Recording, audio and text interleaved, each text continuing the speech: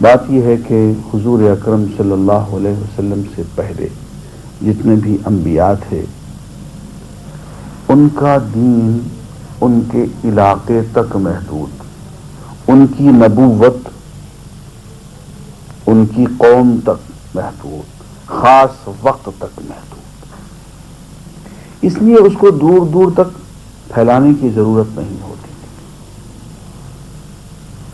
انبیاء بنی اسرائیل میں آئے تو بنی اسرائیل تک دعوت کو محدود رکھیں گے، شاذ کہیں ضرورت پڑتی تھی کہ کہیں مٹ بھیڑ ہو جائے، کہیں جنگ ہو یا جہاد کی کیفیت ہو، اس لیے غنیمتوں کا ایک نظام، اموال فے کا ایک نظام، بین الاقوامی قانون کا ایک نظام اس سے پہلے کبھی مرتب نہیں ہوا تھا۔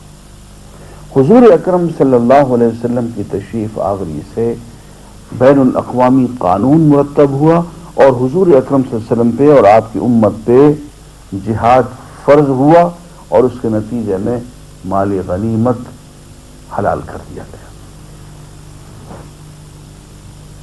یہ صورتحال جہاد کے فرض ہونے کی اور اس طرح سے پہلے نہیں تھی۔ چوتھی بات،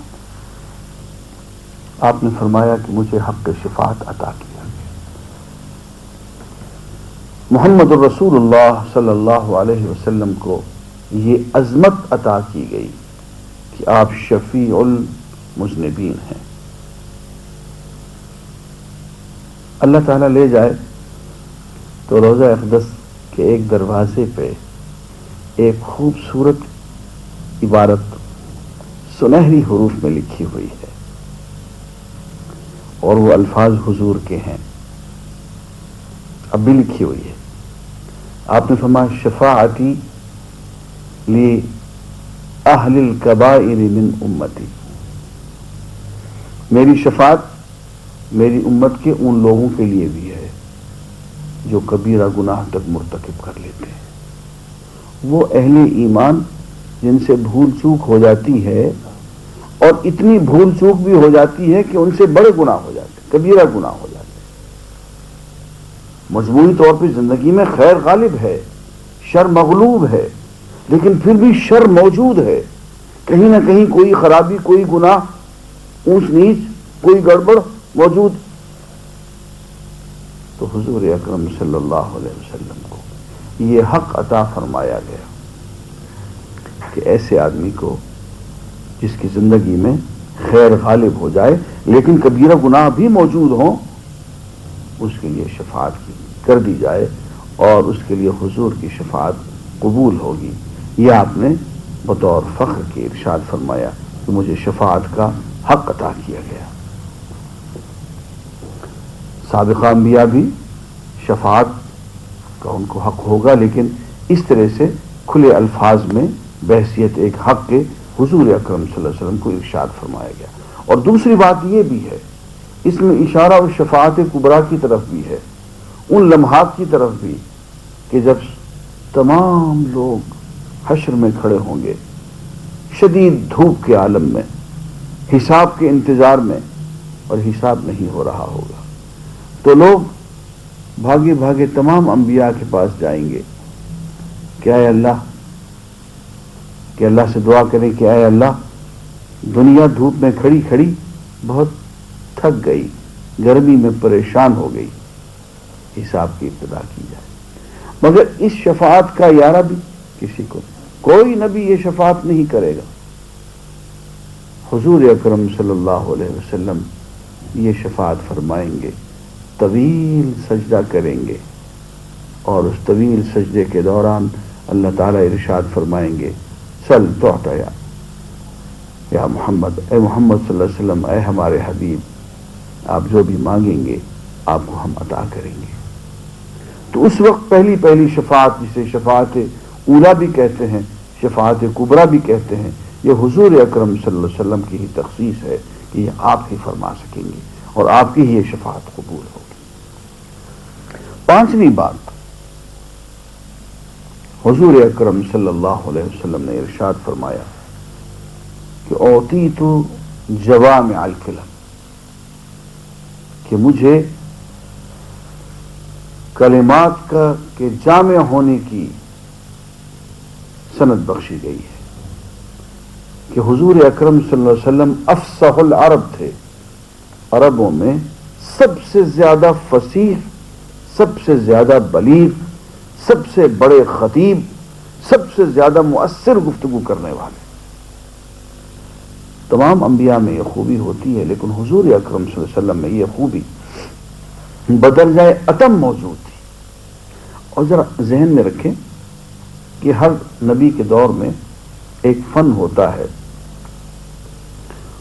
اس فن کی معراج پہ نبی ہوتا ہے، اور اسی کو معجزہ کہتے ہیں۔ مثلا حضرت عیسیٰ علیہ السلام کے زمانے میں طب بہت عروج پہ تھی، بڑے بڑے طبیب اس زمانے میں ہمیں نظر آتے ہیں، یہ جالینوس وغیرہ اسی زمانے کے لوگ۔ تو حضرت عیسیٰ علیہ السلام ایسا معجزہ لے کے آ گئے کہ طبیب عاجز ہو گئے، کہنے لگے ہمارے پاس کی چیز نہیں ہے۔ اور بھائی طبیب کینسر کا علاج تو کر لے گا، طب دل کا تو علاج کر لے گا، لیکن اس مریض کا کیا علاج کرے جس کی نبض دیکھ کے، جس کے دل کی دھڑکن دیکھ کے وہ 2 گھنٹے سے فیصلہ کر چکا ہو یا 3 دن سے فیصلہ کر چکا ہو تو یہ تو مر گیا ہے۔ اب اس کا علاج طبیب کیا کرے گا؟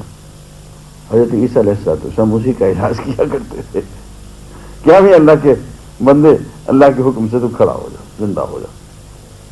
اب یہاں طبیب کیا کرے بیچارہ؟ طبیب کو کہنا پڑتا ہے کہ اس معاملے کا تعلق طب سے نہیں ہے بھائی، ڈاکٹری سے نہیں ہے، ہمارے فن سے نہیں ہے، یہ ہمارے فن سے بالکل اونچی کوئی چیز ہے۔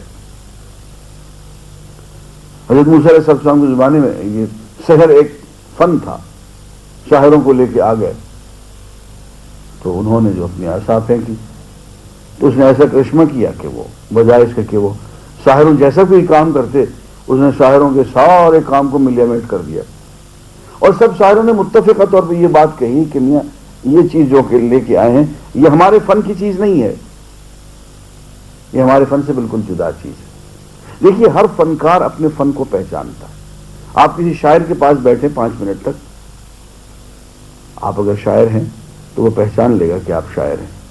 آپ کسی انجینئر کے پاس بیٹھیں، آپ اگر انجینئر ہیں تو 5 منٹ میں پتہ چل جائے گا کہ وہ بھی انجینئر ہے، آپ بھی انجینئر ہیں۔ ایک ڈاکٹر کسی دوسرے ڈاکٹر کے سامنے بیٹھے، 5 منٹ کی گفتگو میں پتہ چل جائے گا کہ دونوں ڈاکٹر ہیں، وہ بھی ڈاکٹر ہے، وہ بھی اہل فن اپنے مد مقابل اہل فن کو فوراً پہچان لیتا ہے اور اس کے درجے کو بھی سمجھ لیتا ہے۔ یہی بات تھی کہ جادوگروں نے کہہ دیا کہ حضرت موسیٰ جادوگر نہیں ہے، ان کا فن جادو نہیں ہے، کوئی اور بلا ہے۔ بالکل یہی صورتحال حضور اکرم صلی اللہ علیہ وسلم کے زمانے میں ہوئی۔ آپ کے زمانے میں جو دھندا سب سے اونچے درجے پہ تھا وہ خطابت تھی، شعر و ادب تھا، وہ علمیت تھی، وہ زباں آوری تھی۔ حضور اکرم صلی اللہ علیہ وسلم کو سب سے پہلے تو ایسا کلام آپ پہ نازل کیا گیا قرآن مجید کہ اس کی نظیر لانا ان کے بس میں تھا ہی نہیں۔ اس کے بعد قرآن مجید کے بعد حضور اکرم صلی اللہ علیہ وسلم کو خود ان کی جو ذاتی گفتگو تھی وہ اس قدر عرفہ اور اعلیٰ درجے کی تھی کہ جو شخص بھی سنتا تھا وہ وہی متاثر اور مرعوب ہو جاتا تھا، وہ قائل ہو جاتا تھا۔ فرمایا انا افصح العرب۔ کئی موقع آئے حضور اکرم صلی اللہ علیہ وسلم کی زندگی میں کہ آپ کے صحابہ کے درمیان بالکل ہاتھ تلواروں تک پہنچ گئے، لوگ لڑنے پہ تیار ہو گئے، جاہلیت کے نعرے انہوں نے لگائے، یا معاشر الانصار، انہوں نے کہا یا معاشر المہاجرین، ان کو فلاں اوس اور فلاں خضر، آپس میں وہ جو جاہلیت کے زمانے میں نعرے لگایا کرتے تھے، جیسے ہم کبھی کبھی غصے میں آ کے بلوچ اور پٹھان کے اور سندھی اور پنجابی کے نعرے لگا دیتے، یہ جاہلیت کے نعرے۔ تو حضور اکرم صلی اللہ علیہ وسلم کی چند منٹ کی گفتگو سے لوگ چیخیں مار کے رونے لگ جاتے تھے اور انہی نعروں پہ پچھتاتے تھے، اور مہاجر انصاری کے گلے لگ جاتا تھا، انصاری مہاجر کے گلے لگ جاتا تھا، اور آپس میں بھائی بھائی بن جاتے تھے۔ یہ حضور اکرم صلی اللہ علیہ وسلم کا کمال تھا گفتگو میں اور کلام میں۔ اور اس میں مزے کی بات یہ ہے کہ حضور اکرم صلی اللہ علیہ وسلم کی زندگی میں مستقلاً 2 اسٹائل، 2 اسلوب چلتے رہے۔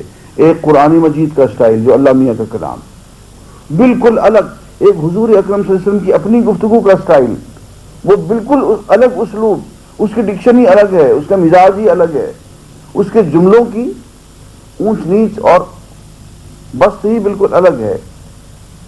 اور یہ بھی بہت عجیب بات ہے کہ ایک ہی شخص ہو، اس کی زندگی میں مستقل طور پہ دو اسلوب اور دو سٹائل چل رہے ہوں۔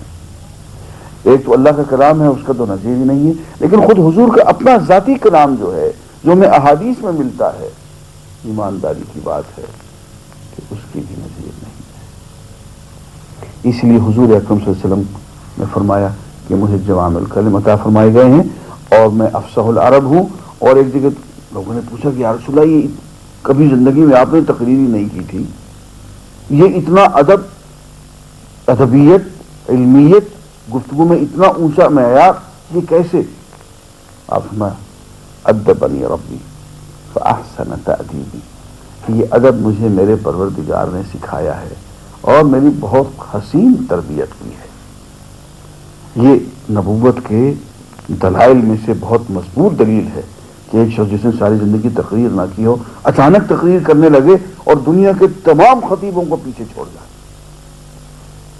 چھٹی بات جو حضور اکرم صلی اللہ علیہ وسلم نے فرمائی، آپ نے فرمایا کہ اعطیت خزائن الارض، میری امت پہ زمین اپنے خزانوں کو اگل دے گی۔ یہاں پہ یہ بات بھی غلط ہو گئی، جو لوگ یہ سمجھتے ہیں کہ جو شخص مسلمان ہو جائے وہ ساری زندگی مسکین ہو کے، غریب ہو کے، ذلیل و خوار ہو کے زندگی گزارے۔ نہیں بھائی، ایسی کوئی بات نہیں۔ حضور تو فرماتے ہیں کہ ہمیں خزائن الارض عطا کیے گئے۔ اور ایک جگہ تو آپ نے یوں فرمایا، جب وہ حاتم طائی کا بیٹا عدی حضور کی خدمت میں حاضر ہوا تو اس نے پوچھا یا رسول اللہ، اگر ہم مسلمان ہو جائیں تو ہمیں کیا ملے گا؟ کیونکہ سیاسی لیڈر تھا وہ، تو آپ نے اس کی ذہنی سطح پہ بات فرمائی۔ آپ فرمایا لتفتحن کنوز کسریٰ، کسریٰ کے خزانے جو چھپے ہوئے ہیں، دفینے، یہ تم کھولو گے اپنے ہاتھ سے۔ تو کسریٰ چونکہ اس زمانے کی سپر پاور تھی، اس کی ایک دہشت تھی، رعب تھا، تو اس نے بہت حیران ہو کے پوچھا من کسریٰ یا رسول اللہ، یا رسول اللہ آپ کس کسریٰ کی بات کر رہے ہیں؟ تو آپ نے مسکراتے ہوئے فرمایا کسریٰ بن ہرمز ملک ایران ومن غیرہ۔ اور بھائی میں کسریٰ بن ہرمز، وہ جو بادشاہ ہرمز مر گیا ہے ایران کا، اس کے بیٹے کسریٰ کی بات کر رہا ہوں جو اس وقت بھی ایران کا بادشاہ بنا بیٹھا ہے۔ من غیرہ، کسریٰ اس کے علاوہ اور کون ہوتا ہے؟ اس کے خزانے تمہارے ہاتھوں میں ہوں گے۔ اور پھر آپ نے یہ بھی فرمایا کہ اے عدی، اگر لئن طالت بک حیات لترین رجل یخرج ملء کفہ من ذهب یرید ان یتصدق بہ ولن یجد احدا یتقبلہ۔ اے عدی، اگر تم نے لمبی زندگی پائی تو خود ہی دیکھ لو گے کہ لوگ یوں سونا لیے لیے گلی کوچوں میں پھریں گے، صدقہ دینا چاہیں گے، مگر کوئی بھی قبول کرنے والا نہیں ہوگا۔ سب کے سب صاحب نصاب ہوں گے، سب کے سب امیر ہوں گے، سب کے سب دینے والے ہوں گے، لینے والا، قبول کرنے والا کوئی نہیں رہے گا۔ اور ہم حدیث پڑھتے ہیں کہ عدی بن حاتم طائی کی عمر بھی لمبی ہوئی، 100 سال سے بھی زیادہ، اور اس نے یہ منظر بھی اپنی آنکھوں سے دیکھا عمر بن عبدالعزیز کے زمانے میں آ کے کہ صدقات صرف بیت المال میں دیے جاتے تھے، کوئی شخص قبول کرنے والا نہیں تھا۔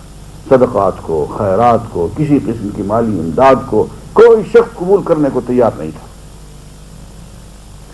تو یہ حضور کی پیشین گوئی تھی کہ میری امت پہ زمین کے خزانے کھول دیے جائیں گے، اور یقین نہ آئے تو پھر اس زمانے میں بھی دیکھ لیں، یعنی جو تیل کی شکل میں، معدنیات کی شکل میں جو خزانے حضور اکرم صلی اللہ علیہ وسلم کی امت پہ کھول دیے گئے ہیں، اس کی کہیں اور مثال نہیں ملتی ہے. آپ اگر امیر ترین انسان کی بات کریں یا امیر ترین قوم کی بات کریں تو آپ کو خود پتا ہوگا کہ وہ مسلمان ہی ہے. یہ الگ بات ہے کہ ہم اپنی بے تدبیری سے اس کا ستیہ ناش کر دیں، یہ الگ بات ہے، لیکن اللہ تعالیٰ نے دینے میں کوئی کمی نہیں کی ہے. خزائن الارض تو ہم پہ اللہ تعالیٰ نے کھول دی ہیں. اور پھر یہ دیکھیں جہاں جہاں مسلمان بستے ہیں ان علاقوں کو دیکھیں، اس زمین کی اہمیت کو دیکھیں، اس کی اسٹریٹجک امپورٹنس کو دیکھیں، اس کے موسم کو دیکھیں، اس کے دریاؤں کو، پہاڑوں کو دیکھیں، اس کی معدنیات کو دیکھیں. اے کاش ہم اللہ کی نعمتوں کی قدر کر سکتے. اللہ تعالیٰ نے حضور اکرم صلی اللہ علیہ وسلم کی امت کو کون سی نعمت سے نوازا نہیں ہے. بہترین جو موسم ہو سکتا ہے پوری دنیا کے اندر وہ ان علاقوں میں ہے جو ہمارے پاس ہے. تیل زیادہ سے زیادہ جن علاقوں میں ہو سکتا ہے وہ ہمارے پاس ہے. معدنیات زیادہ سے زیادہ جن علاقوں میں موجود ہے وہ ہمارے پاس ہے. تو چھٹی بات حضور نے فرمائی کہ مجھے خزائن الارض عطا کیے گئے. وآخر دعوانا ان الحمدللہ.